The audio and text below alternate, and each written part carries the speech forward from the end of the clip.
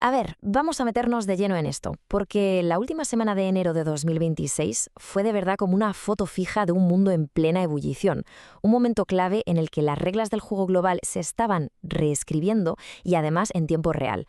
Lo que vamos a analizar aquí es justo eso, cómo una serie de eventos que parecían no tener nada que ver, desde Davos hasta Madrid, en realidad se conectaron para definir una era completamente nueva.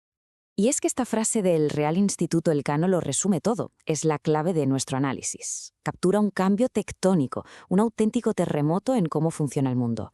Estamos pasando de la cooperación a la coerción, del diálogo a la imposición. O sea, es el fin de una era y el comienzo de otra mucho más impredecible y, siendo sinceros, bastante más peligrosa. Bueno, pues esta nueva era tiene una fecha, digamos, de fundación, el 27 de enero de 2026. Ese día, una serie de acciones muy calculadas de la administración Trump desmontaron décadas de cooperación global y con ello, pues, cimentaron un nuevo paradigma en las relaciones internacionales. Y aquí está la estrategia, porque esto no fueron movimientos al azar, para nada. La retirada del Acuerdo de París y de la OMS formaba parte de un plan muy deliberado de desconectar de las instituciones de la ONU. El argumento oficial, el que se dio, era que exigían pagos onerosos y que sencillamente no servían a los intereses de Estados Unidos. Una manifestación clarísima de la política de America First. Y si miramos esta tabla, las consecuencias se ven de una forma brutal. Las cifras hablan por sí solas. Estados Unidos, con un 11% de las emisiones globales, se retira. Y claro, deja un vacío de poder inmenso. La Unión Europea, con solo un 6%, se queda en una posición de liderazgo, pues, casi simbólica, ¿verdad? Con una capacidad muy, muy limitada para influir en la acción climática global frente a gigantes como China, que sigue dentro. Las palabras del secretario general de la ONU, Antonio Guterres, no pudieron ser más claras, más directas. El triunfo de la ley de las selvas sobre el poder de la ley. Estaba advirtiendo de que este nuevo escenario, donde la impunidad va ganando terreno y debilita las instituciones internacionales, lo que hace es echar leña al fuego, alimentar directamente la escalada de conflictos en todo el mundo. Vamos ahora a ver cómo se materializa este nuevo enfoque. La guerra en Ucrania se convirtió en el ejemplo más inmediato y con más en juego de esta nueva forma de hacer diplomacia, coercitiva y totalmente transaccional. Y esto nos lleva a la pregunta central, la que sobrevoló todas las negociaciones. Porque el plan de paz que impulsaba Estados Unidos, pues planteaba unos términos que estaban muy, pero que muy lejos de ser sencillos o desde luego equilibrados. Y es que el punto clave aquí es que esto no era una negociación, era un ultimátum en toda regla. A Ucrania se le pusieron sobre la mesa una serie de condiciones durísimas, casi imposibles. Hablamos de ceder territorio soberano, de reconocer Crimea, Lugansk y Donetsk como rusos, de renunciar por escrito en su constitución a entrar en la OTAN para siempre, de reducir su ejército drásticamente a 600.000 soldados y además retirarse de zonas clave en el Oblast de Donetsk que todavía controlaban. Eran, en fin, concesiones enormes, a cambio simplemente de un alto el fuego.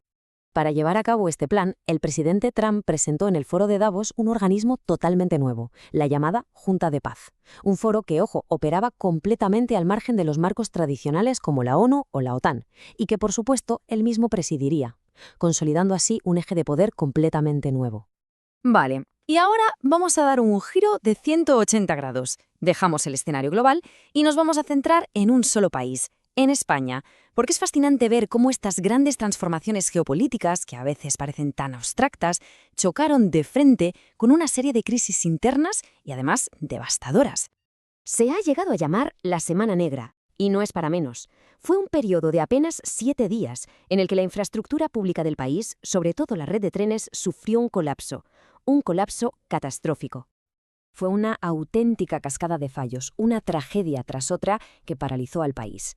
El 18 de enero, un descarrilamiento en Adamuz, en Córdoba, con 45 muertos. Solo 2 días después, el 20 de enero, un tren de cercanías en Barcelona choca y muere el maquinista. La cosa llegó a tal punto que el 24 de enero, la Generalitat de Cataluña, alegando una falta de seguridad gravísima, tomó una decisión sin precedentes: cerrar por completo la red de Rodalis.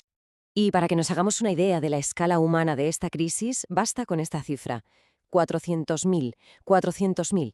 Ese es el número de viajeros que, solo en Cataluña, cada día se quedaron tirados, sin alternativa de transporte de la noche a la mañana. Una parálisis absoluta. Pero es que el colapso no fue solo de las infraestructuras físicas. No, exactamente en la misma semana, la infraestructura política, la que se supone que está diseñada para proteger a los ciudadanos, también se vino abajo.